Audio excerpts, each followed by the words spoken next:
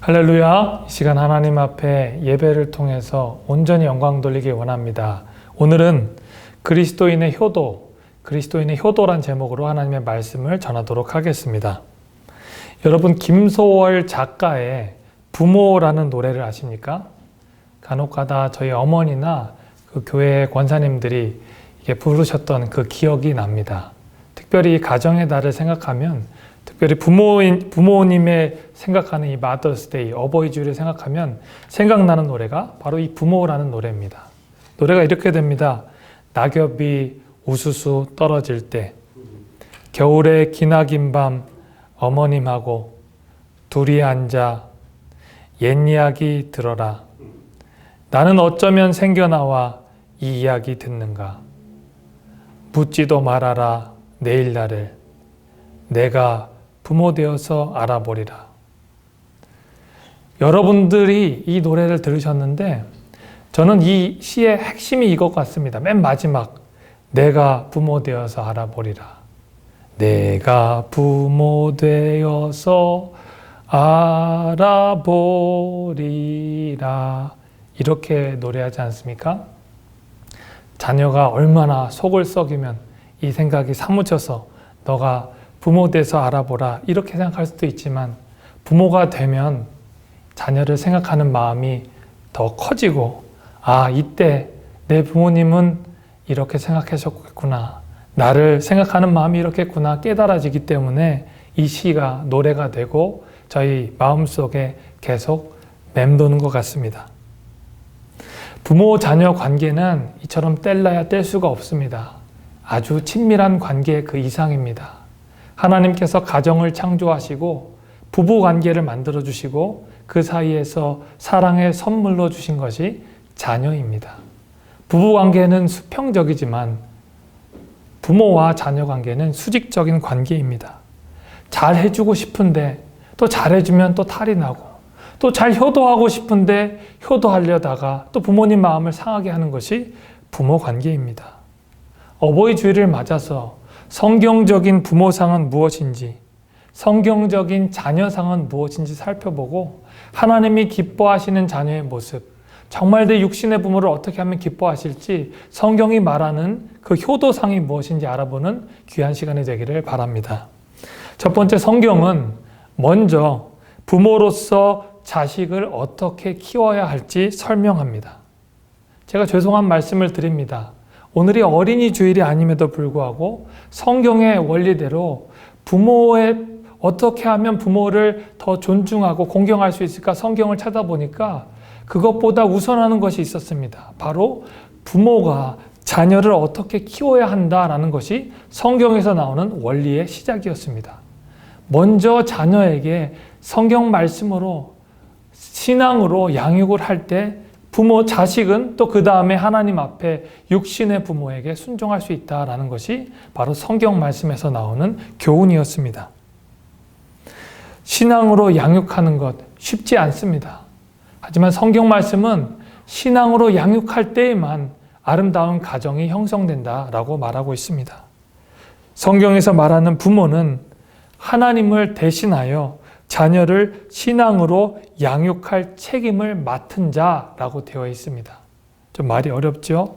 성경은 하나님 대신, 주 대신 부모님이 권리를 가지고 위임을 받아서 하나님의 말씀을 가르칠 자라고 성경이 되어 있는 것입니다.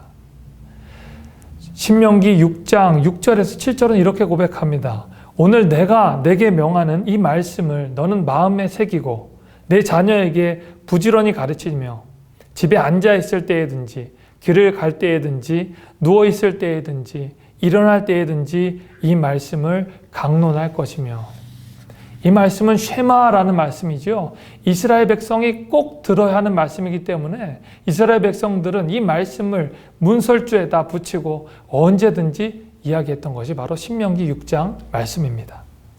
이 말씀의 핵심이 무엇입니까? 하나님의 말씀을 마음에 새기게 하기 위해서 자녀들에게 언제든지 가르치라는 겁니다. 예배할 때뿐만 아니라 24시간 365일 하나님의 말씀을 가르치라는 겁니다. 이게 바로 신앙생활, 그리고 부모가 자식에게 해야 될 유일한 교훈과 가르침이라는 것입니다. 자녀는 20년간 하나님이 부모에게 키우라고 또 잘 양육하라고 하나님의 말씀으로 살게 하라고 주신 선물입니다. 부모 자식 관계가 수직적인 관계지만 이 부모 자식 관계에서 부모가 자녀에게 많은 에너지를 쏟을 수 있는 비결은 바로 하나님께서 주시는 무한한 사랑의 힘입니다. 자녀를 키우는 게 육신적으로 얼마나 고된지 모릅니다. 하지만 별로 힘든 줄 모르고 키우게 됩니다. 왜냐하면 하나님께서 그 자녀들을 내가 바라볼 때 무한한 사랑의 마음으로 바라볼 수 있도록 힘과 능력을 주시기 때문입니다. 이 인간관계는 세상에서 말하는 그 진화론적인 그 동물이 말하는 부모와 자식 간의 관계를 말하는 것이 아닙니다. 여러분, 동물들은 태어나면 어떻게 되는지 아십니까? 대부분의 포유류 동물들은 태어나면 몇 시간 정도, 길어야 하루 정도 되지 않아서 자기 앞가림을 합니다. 제가 예전에 제 자녀와 다큐멘터리를 본 적이 있는데 충격적인 다큐멘터리를 보았습니다. 무엇이냐면 세상에서 동물 중에 다리가 긴 동물이 기린이잖아요. 기린이 태어났는데 태어난 지 몇 시간 되지 않아 그 긴 다리를 딛고 일어나는 겁니다. 태어난 지 몇 시간 되지 않았는데 이제 자기가 일어나려고 열심히 노력하니까 그 엄마 기린이 그 목을 숙여가지고 그 긴 목으로 자녀를 받쳐주는 겁니다. 그러니까 힘을 걷고 털털 털어서 일어나서 자기 일을 하는 겁니다. 너무 놀라웠습니다. 기린뿐만 아니라 다른 동물들도 대부분 그렇습니다. 태어난 지 몇 시간 지나지 않아서 자기 일을 하고 젖은 먹지만 돌아다닐 수 있는 힘을 갖게 됩니다. 아이들은 어떻습니까? 태어난 지 하루 이틀 돼도 울기만 하고 특별히 할 수가 없습니다. 동물들처럼 일어나서 걸으려면 얼마나 걸립니까? 한 10달 정도 걸리죠. 10달 돼서 일어난 아이를 신동이라고 하잖아요. 어이구 잘했다. 신동 태어났네 라고 이야기하지 않습니까? 보통 한 12달 정도 되어서 돌이 지나서 아이들이 걷기 시작합니다. 인간이 그만큼 나약합니다. 엄마 젖을 2달, 2돌 이상 또 먹어야 하고 또 그 이유가 지나서도 자녀가 양육해서 성년이 되기까지 약 15년, 20년 정도 시간이 걸리는 게 인간입니다. 그 인간 관계 안에 얼마나 큰 그 부정과 모정이 있겠습니까? 그 아버지의 사랑, 그 어머니의 사랑이 어떻게 동물 사랑과 비교할 수 있겠습니까? 지난번에 어느 권사님을 만났었는데 그 권사님이 90이 이상 되셨습니다. 그런데 60세가 환갑이 넘은 자기 자녀에게 우리 애기 그러는 것을 봤습니다. 제가 90세가 안 돼봐서 모르겠지만 아마 그 나이가 돼도 제 자녀에게 그런 아기의 생각과 그리고 자녀의 마음을 아마 갖지 않을까 생각을 했습니다. 그만큼 부모와 자녀의 관계는 세상의 어떤 동물과는 비교할 수 없는 하나님이 주신 관계가 있습니다. 하나님은 이 가운데, 이 엄청난 관계 가운데 하나님의 말씀으로만 양육하라 라고 되어 있는 것입니다. 그리고 나서 우리가 꼭 알아야 할 것이 있습니다. 제가 4절 말씀 읽겠습니다. 또 아비들아 너희 자녀를 노엽게 하지 말고 오직 주의 교훈과 훈계로 양육하라. 자녀들을 잘 양육하면서 자녀들을 노엽게 하지 말라라고 사도 바울은 고백하고 있습니다. 무슨 뜻인지 아십니까? 자녀와의 관계 가운데 상처가 있게 하지 말라는 것입니다. 자녀 관계 가운데 상처로 부모 자녀 관계가 깨진 것이 너무 많습니다. 어떤 분들은 이 5월달 가정의 달 설교를 스킵하는 분들도 많습니다. 왜냐하면 내가 존중해야 될 부모, 내가 존경해야 될 부모님을 도저히 존경할 수가 없기 때문에 그렇습니다. 이 부모님을 존경하고 싶어도 내가 받은 상처가 너무 커서 부모님을 존경할 수 있는 마음이 엄두가 나지 않는다는 겁니다. 그래서 힘들어하는 분들이 많습니다. 그래서 부모님에게도 자녀를 노엽게 하지 말고 상처받지 않도록 하라고 성경은 말하고 있습니다. 그리고 나서 오직 주의 교훈과 훈계로 양육하라 라고 성경은 말하고 있습니다. 이게 바로 부모님이 성경적으로 양육해야 할 책무인 것입니다. 부모님이 이렇게 많이 말씀하시지요. 어렸을 때부터 많이 들어보셨을 겁니다. 교회 가라, 성경 읽어라, 그리고 하나님 말씀 잘 들어라, 목사님 말씀 잘 들어라. 이게 주의 교훈과 훈계이기도 합니다. 하지만 우리가 해야 되는 훈계는 그 이상의 훈계가 되어야 합니다. 자녀에게 하나님께서 주신 그 속죄의 축복이 있는지, 그 자녀가 정말 구원의 기쁨으로 예수님의 사랑으로 살아가는지, 자녀가 천국의 소망을 품고 하루하루를 이겨나가는지, 힘든 세상 가운데서 세상을 본받지 말고 오직 마음을 새롭게 함으로 하나님 기뻐하시는 뜻을 분별하면서 하루하루 살아가는지 교훈과 훈계로 자녀를 양육해야 하는 것입니다. 이게 바로 부모의 책무입니다. 부모의 두 번째 책무는 자녀를 위해 기도하고 축복할 수 있는 권리를 가졌다는 것입니다. 창세기 18장에 이렇게 되어 있습니다. 내가 그로 그 자식과 건속에게 명하여 여호와의 도를 지켜 의와 공도를 행하게 하려고 그를 택하였나니 이는 나 여호와가 아브라함에게 대하여 말한 일을 이루려 함이라. 하나님께서 아브라함에게 자기 자녀에게 권해서 하나님의 의를 구하고 하나님의 도를 행하라고 할 권리를 주셨다는 겁니다. 부모는 단순히 자녀를 가르치는 수준이 아니라 하나님께서 하나님의 권위를 위임받아서 하나님의 일을 하게 하시는 그 가정의 제사장 역할을 감당하는 것입니다. 그렇기 때문에 부모의 역할이 가장 중요하다고 성경은 말하고 있습니다. 부모의 역할, 아버지의 역할, 어머니의 역할이 바로 설 때 이 가정이 화목하게 이루어갈 수 있는 것입니다. 성경적인 가정생활, 또 성경적인 가정을 이루려면 첫 번째로 우리가 부모의 역할을 배웠습니다. 두 번째로 성경적인 가정을 이루기 위해서는 자녀가 부모를 어떻게 대해야 하는지 우리가 알아보길 바랍니다. 오늘 말씀 본문의 핵심은 바로 효도입니다. 내 부모를 공경하라, 내 부모를 순종하라 라고 오늘 본문 말씀이 되어 있습니다. 성경은 구약부터 신약까지 끊임없이 하나님 아버지를 공경할 뿐만 아니라 내 육신의 부모를 공경하라 라고 말하고 있습니다. 출애굽기 20장 12절 말씀에 내 부모를 공경하라 라고 말씀하고 있습니다. 골로새서 3장 20절 말씀은 자녀들아 모든 일에 부모에게 손종하라. 이는 주 안에서 기쁘게 하는 것이니라 라고 말씀하고 있습니다. 잠언 1장 7절 9절 말씀에 이렇게 되어 있습니다. 내 아들아 내 아비의 훈계를 들으며 내 어머니의 법을 떠나지 말라. 이는 내 머리에 아름다운 관이요 내 목에 금사슬이라. 성경 말씀은 이렇게 기록하지 않습니까? 모든 일에 부모에게 순종하라, 공경하라 라고 되어 있습니다. 이 순종이란 말은 두 가지 의미를 갖고 있습니다. 순종과 공경은 똑같은 말입니다. 첫 번째 의미는 잘 들으라는 얘기입니다. 부모님 말씀을 잘 경청하라는 겁니다. 자녀들 중에 나는 부모님한테 너무 잘해, 나는 부모님한테 모든 걸 다 해드려 라고 하는 자식들이 참 많습니다. 하지만 부모님의 생각은 좀 다른 경우도 있어요. 내 자식이 내 얘기를 좀 잘 들어줬으면, 내 자식이 내가 갖고 있는 마음을 잘 이해했으면 하는 부모님이 많이 있을 줄 압니다. 부모님을 공경하는 것은 부모님 말씀을 잘 경청하는 데 있는 것입니다. 두 번째, 공경하다는 뜻은 영광이라는 뜻을 갖고 있습니다. 이 영광을 돌린다, 부모님을 공경한다, 영광을 돌린다는 뜻은 오직 구약 성경에서 하나님과 부모님에게만 쓰이는 겁니다. 하나님보다는 높을 수는 없지만 세상의 권력자들과 인군과는 비교할 수 없을 정도로 높은 위치에 있는 것이 바로 부모님의 위치라고 성경은 말하고 있습니다. 그렇기 때문에 하나님의 말씀처럼 아주 고귀하게 부모님의 말씀을 듣고 부모님을 존중하라 라고 하는 것이 성경이 말하는 부모님 공경인 것입니다. 영어로는 honor라고 돼 있죠. 부모님을 존중한다는 뜻입니다. 가끔 제가 제 자녀에게 묻습니다.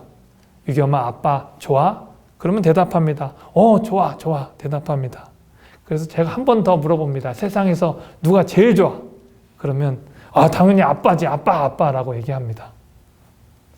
그런데 곰곰이 생각해 봅니다. 제가 30년 후 지났을 때 제 자녀가 장성한 후에 제가 이 질문을 물어보고 좀 더 신앙적으로 물어봐서 세상에서 가장 신앙적으로 존경하는 사람이 누구야? 라고 물어보면 선뜻 아빠야, 아빠 라고 대답할 수 있을까? 내가 자녀에게 그런 신앙의 본보기를 보여주고 있는 것인가? 라는 생각을 해보게 됩니다. 믿는 성도들도 여러 가지 생각을 하게 되지요. 아, 내 육신의 부모님, 내 부모님을 존경하고 존경하지만 시간이 지나고 부모님이 작아지는 모습을 볼 때, 또 부모님의 허물들이 더 커 보일 때 부모님을 존중하지 못하는 경우가 얼마나 많은지 모릅니다.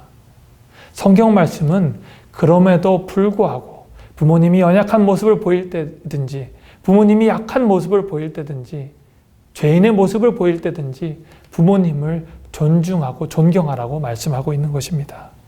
그 부모님께서 우리에게 주신 사랑을 기억하고, 또 부모님이 우리를 잘 해주셨기 때문이 아니라 부모님이 하나님께서 우리에게 주신 아버지가 되시기 때문에 존중하고 존경하라 라고 말하고 있는 것입니다. 성경은 그런 부모님의 존경하는 자에게 이렇게 말합니다. 그 약속 있는 첫 계명이다. 창세기 20장 12절과 오늘 본문의 말씀 6장 3절 말씀은 동일한 축복을 이야기합니다. 이 자녀에게 약속이 있는 첫 계명을 가졌을 때 그 행하는 자는 땅에서 장수하는 축복을 누리게 된다라고 설명하고 있습니다. 성경적인 가정을 이루기 위해서는 부모만 잘해서 되지 않고 또 자녀만 잘해도 되지 않습니다. 성경적인 가정은 부모와 자녀가 동일하게 서로 존중하며 하나님의 말씀을 잘 가르칠 때 이루어가는 줄 우리가 배웠습니다. 오늘 말씀을 정리하면서 마지막으로 결론을 내려봅시다. 이 어버이날의 본질이 무엇일까요? Mother's Day, Father's Day를 기독교인으로 예수 믿는 자가 지키는 방법은 무엇일까요? 바로 그것은 나를 낳아주시고 길러주신 부모님의 은혜에 감사하고 그 부모님을 주신 하나님께 초점을 맞추고 감사하는 절기로 지내야 한다는 것입니다. 성경 말씀은 동일하게 말합니다. 오늘 말씀 본문도 이렇게 이야기합니다. 주 안에서 주님 아버지께 순종하라. 주님 안에서 순종하라는 겁니다. 주님 안에서 하나님을 바라보듯이 주님 육신의 부모님을 하나님 마음으로 존중하고 존경하고 공경하라는 것입니다. 예수님 안에서만 부모님을 사랑하고 원망하지 아니할 수 있기 때문입니다. 우리가 예수 안에서 거듭나고 예수 안에서 구원의 기쁨을 누려야 하지만 부모님과의 관계가 원만해지고 부모님을 존중할 수 있는 눈을 갖게 된다는 말씀입니다. 여러분 그것 아십니까? 그 어떤 부모님도 자식을 잘 돌보지만 그 자식의 모든 고통을 헤아릴 수는 없습니다. 그 어떤 자식도 연로하신 부모님의 아픔을 대신해 드릴 수는 없습니다. 오직 하나님 아버지 한 분만이 그들의 눈물을 닦아주시고 그들의 아픔을 씻어줄 수 있습니다. 부모와 자녀가 한 분 하나님 예수 그리스도를 바라볼 때 서로의 관계가 화목해지고 서로 사랑하는 관계가 된다고 성경은 지속적으로 말하고 있습니다. 에베소 6장 4절에 이렇게 고백하지요. 자녀들아 주 안에서 너희 부모에게 순종하라. 이것이 옳으니라. 주님 안에서 부모님을 순종하는 눈을 가질 때 주님께서 아름다운 부모 자녀 관계를 허락해 주실 줄 믿습니다. 여러분 육신의 부모님이 여러분에게 바라시는 것이 무엇일까요? 여러분이 땅에서 잘 되는 것, 성공하는 것일 수 있습니다. 하지만 육신의 부모님, 믿는 부모님들이 여러분에게 가장 원하시는 것은 바로 여러분이 예수님을 인격적으로 영접하고 예수 안에 거해서 천국을 소망하며 사는 것일 줄 믿습니다. 예수님 안에 거하는 삶이 여러분이 가정의 달에 마더스데이에 어버이 주일에 할 수 있는 최고의 효도인 줄로 믿습니다. 부모도 자녀에게 예수님 믿는 삶을 보여주고 또 그 예수 믿는 삶을 실천하는 것이 최고의 양육이고 교육인 것입니다. 여러분 부모님은 예수 그리스도의 그 십자가의 사랑으로 살아가고 자녀들에게 그 사랑을 보여줘야 할 의무가 있습니다. 자녀도 예수님의 사랑으로 살아가고 부모를 존경해야 될 의무가 있는 것입니다. 부모의 그 사랑으로 자녀에게 재산을 물려줄 수는 있습니다. 하지만 그 믿음을 물려줄 수는 없습니다. 믿음은 내가 3대째 믿음이요 4대째 믿음이요 말을 할 수는 있지만 사실 내가 믿음의 본보기를 보이는 것뿐입니다. 그 자녀가 그 믿음의 본보기를 따라서 사는 것은 자녀의 선택이고 자녀의 몫인 것입니다. 이 믿음의 본보기를 잘 보이고 믿음을 따랐던 예가 성경에 나와 있습니다. 바로 디모데입니다. 디모데는 사도 바울이 믿음으로 난 자식이라 라고 고백합니다. 그리고 디모데에게 오늘 본문 말씀에서 이렇게 고백하지 않습니까? 내가 밤낮 간구하는 가운데 쉬지 않고 너를 생각하고 청결한 양심으로 조상적부터 섬겨오는 하나님께 감사하고 내 눈물을 생각하여 너로 보기 원하면 내 기쁨이 가득하게 하려 합니다. 이는 내 속에 거짓이 없는 믿음이 있음을 생각함이라. 이 믿음은 먼저 내 외조모 로이스와 내 어머니 윤니게 속에 있더니 내 속에 있는 줄을 확신하노라. 사도 바울이 했던 말이 바로 이것입니다. 믿음이 있는데 내 믿음이 너무 고귀하다는 겁니다. 거짓이 없는 그 순수한 마음, 하나님을 바라보는 믿음이 디모데에게 있다고 극진하면서 너무 기쁘고 하나님 앞에 감사하다라고 고백하고 있습니다. 그런데 이 믿음이 어디서부터 비롯되었다고 합니까? 외조모 로이스와 어머니 유니게 속에 있었다라고 되어 있습니다. 할머니가 하는 그 기도, 그리고 어머니의 그 기도가, 그 모습, 그 믿음이 그대로 자녀에게 전가되었던 것입니다. 이것이 바로 하나님이 원하시는 성경적인 가정의 모습입니다. 아름다운 믿음의 모습이 그대로 자녀에게 전해질 때 이보다 아름다운 어버이날, 이보다 기뻐하는 부모가 있을 수 없는 것입니다. 저는 제 부모님에게 교육을 받을 때 많은 양적인 교육을 받지 못했습니다. 워낙 부모님이 바쁘게 지내셔서 단지 신앙생활을 저렇게 하시는구나, 부모님의 뒷모습을 보면서 신앙생활을 배웠던 것 같습니다. 앞에서 직접적으로 가정예배 때 드리는 것 말고는 이제 앞에서 예배 드리시는 어머니 아버님의 모습을 많이 보았습니다. 오히려 장성한 후에 이제 시간이 되어서 부모님 댁에 찾아뵙고 어머니 아버지와 진솔하게 이야기를 나누면서 신앙생활을 이렇게 하셨구나라는 생각을 하게 되었습니다. 목회자가 되어서 이제 부모님과 함께 이야기를 할 때 신앙적으로 더 풍성한 것을 많이 느끼게 되었습니다. 몇 년 전에 한국에 방문하여서 어머니와 이야기를 나누다가 어머니가 제게 책 한 권을 주셨습니다. 이게 바로 어머님께서 주신 책입니다. 이 책 한 권에 무슨 내용이 써 있을까 어머니가 설명을 해드렸습니다. 이 내용은 무엇이냐면 1970년부터 2017년까지 나의 삶의 일기라고 되어 있습니다. 요즘에 쓰는 영성 일기처럼 본인의 삶의 신앙의 일기를 어머니께서 다 빼곡빼곡하게 쓰셔가지고 저에게 선물을 주셨던 거예요. 제가 시간이 되지 않아서 많이 읽어보진 못했지만 이 가정에 닿을 때마다 이 책을 다시 한 번씩 살펴보면서 우리 어머니가, 우리 아버지가 이런 신앙생활을 하셨구나 라는 생각을 하면서 또 하나님 앞에 믿음으로 어떻게 신앙생활을 해야 될지 돌아보게 됩니다. 제가 이 책 중에서 은혜되는 것이 있어서 한 페이지를 여러분들에게 읽어드리도록 하겠습니다. 내용이 이렇습니다. 해마다 정월이 되면 부흥회를 하는데 올해는 강사 목사님이 오셨다. 이 목사님은 아주 영역이 많으시는 분이다. 헌금을 드리면 봉투를 읽으시고 성경 말씀을 주신다. 집회 중간 날에 어느 낮 시간 목사님이 말씀하시기를 이 교회는 잘 지었는데 피아노가 없습니다. 이번 집회에 누군가 기도하며 피아노 한 대 하세요. 광고하시더니 집회 예배가 끝나기 전에 길게 할 것 없이 오늘 말 나온 김에 피아노를 결정합시다 하시더니 찬송 한 장 부른 후에 마음에 결정하시고 찬송 끝나고 모두 눈을 감으시고 마음에 감동된 분은 손을 드시고 다 눈을 뜨지 마세요 하시는 것이다. 나는 임신 예정일이 한 달 남았다. 마음속에는 여유가 있으면 하고 싶었다. 그러나 집 형편은 할 수가 없다. 땅을 산다고 빚을 많이 지고 있다. 마음이 편치 않다. 조금 있으니 피아노가 결정되었습니다. 눈 뜨세요. 결정하신 분을 위해 박수하시고 저녁에 기도받으러 오세요. 예배를 끝나고 오면서 모두들 누가 했을까 궁금한 표정들이다. 나는 집에 와 누가 했을지 부러웠다. 누군지 좋겠다. 누가 그 복을 받을까 속상했다. 조금 있으니 남편이 교회에서 내려왔다. 나는 남편을 보자 피아노 누가 했어? 물었다. 그래 내가 손들었지. 정말 누가 했어? 또 물었다. 뭐가 그렇게 궁금해? 내가 손을 번쩍 들었지. 나는 남편의 말을 믿지 않았다. 저녁이 되었다. 남편이 일찍 들어와 교회 가자고 한다.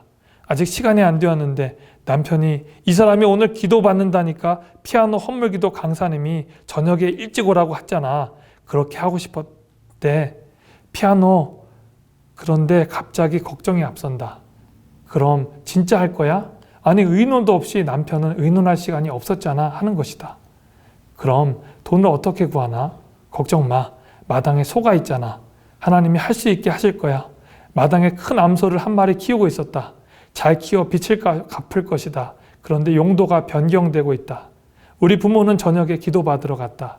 강사님과 목사님 우리 내외 같이 앉았는데 담임 목사님이 권사님도 어려우신데 어려운 결정을 하셨다고 자녀들도 여럿이에요. 기도 많이 해주세요. 강사님께 부탁을 하신다. 강사님은 이것저것 물어보시더니 우리 가정을 위해 자녀들을 위해 간절히 아낌없는 축복의 기도를 해주셨다. 우리는 소를 100만 원에 팔아 피아노 헌금을 했다. 부흥회를 끝나고 한 달 후 5째를 낳았다. 예쁜 공주가 나왔다. 다른 사람들은 우리를 염려하고 위로하려 했지만 우리는 체험이 있기에 아이들하고 가정 예배를 드리며 오직 주님께 맡기며 잘 결정했다고 견디며 살아왔다고 했다. 한 달 후 피아노가 도착했다. 아침부터 마음이 설렌다. 배가 도착했는지 경운기 소리가 나더니 밖에서 집사님 피아노 왔어요. 집 위에 길에서 청년들의 목소리다. 창문을 열고 내다보니 검은색 피아노가 경운기에 실리고 큰 철쭉꽃이 화분에 위에 놓인 채 청년들이 붙잡고 가고 있었다. 기쁨과 눈물과 감사의 순간이었다. 아무도 내 마음을 모르는 순간이다. 하나님 우리가 드리는 헌금을 아시지요. 흐르는 눈물을 씻으며 우리 아이들 축복해 주세요. 이틀 후 주일이다. 오늘은 출산 후 처음 가는 교회다. 준비하고 교회 들어가니 강단에 활짝 핀 분홍색 철쭉꽃이 유난히도 아름다웠다. 예배가 시작되니 피아노가 우렁차게 들렸다. 나는 맨 앞자리에 앉았다. 눈물이 날 것 같았다. 예배 시작부터 흐르는 눈물을 주체할 수 없었다. 축도가 끝나자 제일 먼저 나와 집에 왔다. 감당하기 어려웠지만 드리고 나니 마음이 너무 기뻤다. 또 한 가지를 해냈다. 이것이 바로 저희 어머니가 저에게 주신 그 여러 가지 간증 중에 하나입니다. 제가 누님들이 참 많습니다. 누님이 5명이에요. 오늘 저희 어머님이 해줬던 이 간증은 5째 딸을 낳는 그 시기에 있었던 일입니다.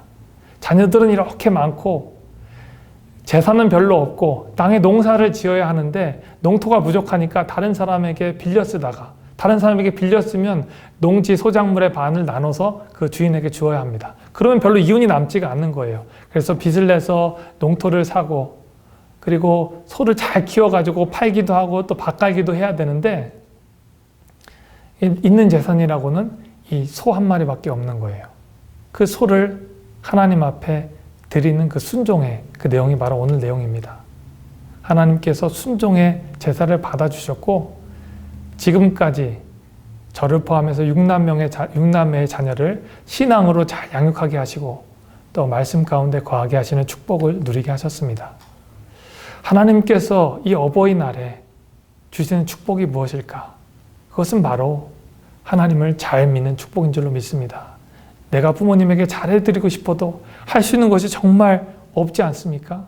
그것은 단 한 가지, 내가 예수님을 인격적으로 영접하고 예수님 앞에 충성하는 그 모습 하나일 뿐인 줄 믿습니다. 그럴 때 육신의 부모님도 기뻐하실 뿐만 아니라 우리를 위해서 십자가에 달려 돌아가신 그 예수 그리스도의 그 사랑을 주신 하나님 아버지께서도 우리를 위해서 기뻐하시며 우리를 위해서 박수를 쳐주실 것입니다. 이 기쁨을 누리며 살아가는 주님을 기쁘시게 하는 저와 여러분들의 삶이 되기를 간절히 축원합니다. 기도하겠습니다. 하나님 감사합니다. 어버이 주일에 자녀로서 부모로서 예수 그리스도를 잘 바라보길 원합니다. 주님을 잘 바라보며 주님을 섬기는 하나님의 자녀가 될 수 있도록 은혜 내려 주시옵소서. 감사하며 사랑하는 예수